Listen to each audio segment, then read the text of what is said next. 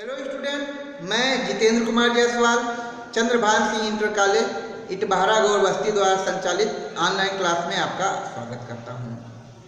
आज हम लोग कक्षा 11 की केमिस्ट्री की क्लास में पढ़ेंगे चुंबकीय गुण। ये आपको बता दें कि परमाणु संरचना का 11वां भाग है। तो आपको बता दें कि कोई पदार्थ, अणु, आयन चुंबकीय गुण के आधार पर 3 प्रकार के हो सकते हैं। पहला कौन सा हो सकता है? अनचुंबकीय हो सकता है, पैरामैग्नेटिक जिसको कहते हैं। दूसरा प्रतिचुंबकीय, डायामैग्नेटिक। और तीसरा जो है आपका फेरोचुंबकीय, फेरोमैग्नेटिक में हो सकता है। अब हम कैसे जान पाएंगे कि कोई अणु, आयन, तत्व इन तीनों गुणों में है? यानी किसका गुण अनचुंबकीय है, किसका गुण प्रतिचुंबकीय है और किसका गुण फेरोचुंबकीय है। ठीक है, तो आपको बता दें कि जिसमें यानी जिस परमाणु, अणु, आयन या पदार्थ में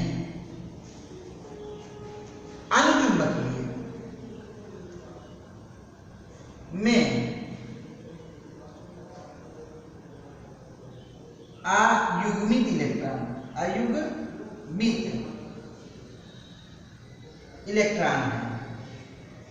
है।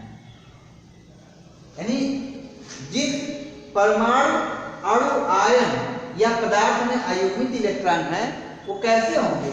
आपके अनचुंबकीय होंगे।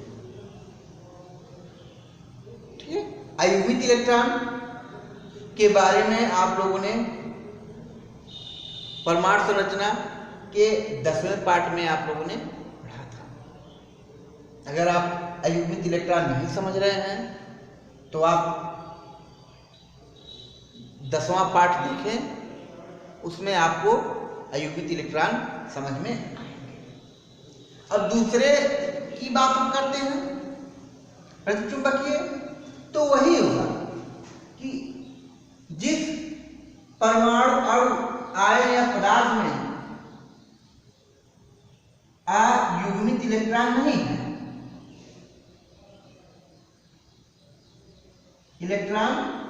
है, यानी जिसमें कोई भी अयुग्मित इलेक्ट्रॉन नहीं है, वो कैसा होगा? प्रतिचुंबकीय होगा। तीसरा नंबर जो है फेरोचुंबकीय। कौन सा? फेरोचुंबकीय। आपको बता दें कि यदि परमाणु, अणु, आयन या पदार्थ को किसी चुंबकीय क्षेत्र में रख दिया जाए, ये आपका सपोज करिए चुंबकीय क्षेत्र है। क्या है ये? चुंबकीय क्षेत्र है। अब इसमें कोई पदार्थ आपका रख दिया जाए, कोई पदार्थ रख दिया जाए, हमने कह दिया वस्तु रख दिया, कोई वस्तु रख दिया जाए और रखने के बाद पुनः चुंबकीय क्षेत्र को हटा दिया जाए और इसमें जो है चुंबकत्व का गुण कुछ समय के लिए आ जाए, तो ऐसे पदार्थ जो होते हैं वो फेरोचुंबकीय होते हैं। आपको बता दें कि जो फेरोचुंबकीय पदार्थ होते हैं वो चुंबकीय क्षेत्र से आकर्षित होते हैं। और एक बहुत ही प्रसिद्ध फेमस उदाहरण है लोहा। लोहा कैसा है? आयरन। लोहे को हम क्या कहते हैं? आयरन कहते हैं। आयरन की प्रकृति कैसी है? तो आपने देखा होगा कि आयरन चुंबकीय क्षेत्र में आकर्षित हो जाता है और चुंबकीय क्षेत्र को हटा दो तो आयरन में चुंबकत्व का गुण कुछ समय के लिए आ जाता है। अब हम लोग अनचुंबकीय और प्रतिचुंबकीय को समझने के लिए एक प्रश्न हल करते हैं। तो आपको बता दें कि प्रश्न कौन सा है। Cu प्लस आयन प्रतिचुंबकीय है, जबकि Cu प्लस प्लस आयन अनचुंबकीय है। क्यों? तो सबसे पहले हम लोग क्या करते हैं, दोनों का इलेक्ट्रॉनिक विन्यास करते हैं, यानी Cu और Cu प्लस आयन का। तो आप जानते हैं सबसे पहले हम Cu का इलेक्ट्रॉनिक विन्यास कर दें, जिसका परमाणु क्रमांक होता है 32, 1s2 2s2 2p6 3s2 3p6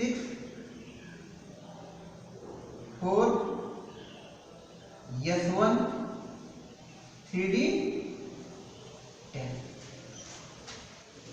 आपको इलेक्ट्रॉनिक विन्यास करने के लिए बताया गया है। तत्वों का भी इलेक्ट्रॉनिक विन्यास आपको बताया गया है और आयनों का भी इलेक्ट्रॉनिक विन्यास आपको बताया गया है। अगर किसी भी प्रकार की इलेक्ट्रॉनिक विन्यास में आपको परेशानी होती है तो आप हमारे पिछले वीडियो को देखेंगे। आशा करते हैं कि आपको वीडियो देखने के बाद इलेक्ट्रॉनिक विन्यास में कोई भी परेशानी नहीं। अब अगर हम बात करते हैं Cu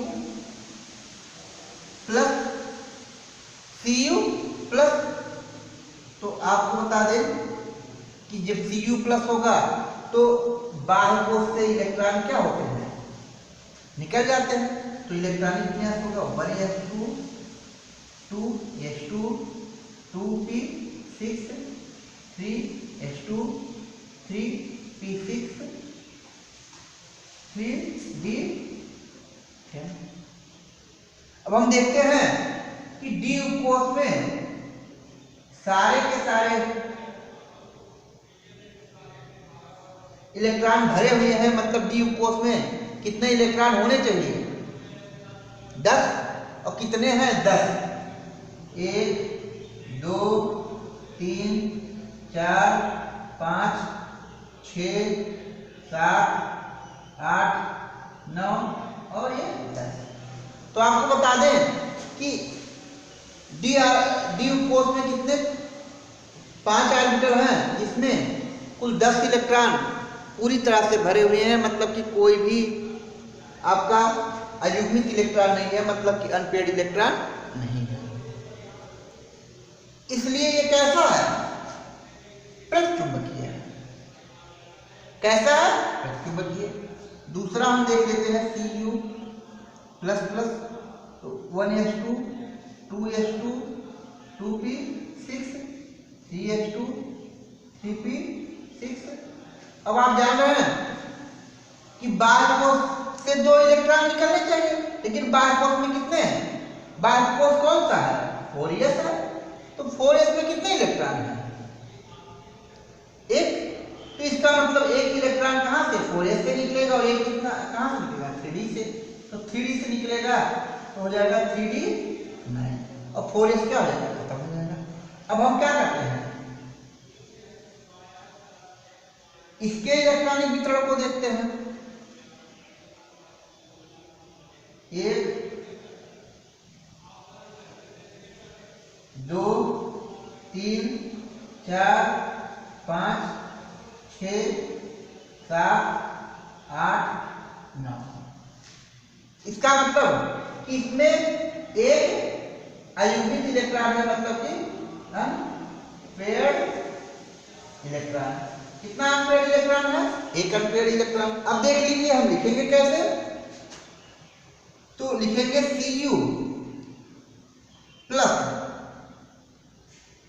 आयन में कोई भी अयुग्मित इलेक्ट्रॉन नहीं है, इसलिए ये प्रतिचुंबकीय है, जबकि Cu प्लस प्लस आयन में एक अयुग्मित इलेक्ट्रॉन है, इसलिए ये अनचुंबकीय है।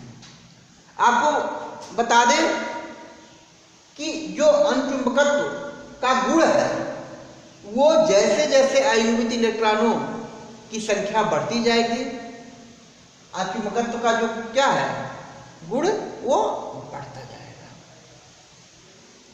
तो आशा करते हैं कि आपको ये समझ में आया होगा। आप अनचुंबकीय, प्रतिचुंबकीय और फेरोचुंबकीय का भी डिफिनीशन लिखेंगे, जो कि हमने बता दिया है, बोर्ड पे हमने नहीं लिखा है, तभी आप लिखेंगे। इसके बावजूद ये जो क्वेश्चन दिया गया है इसको भी आप कॉपी पे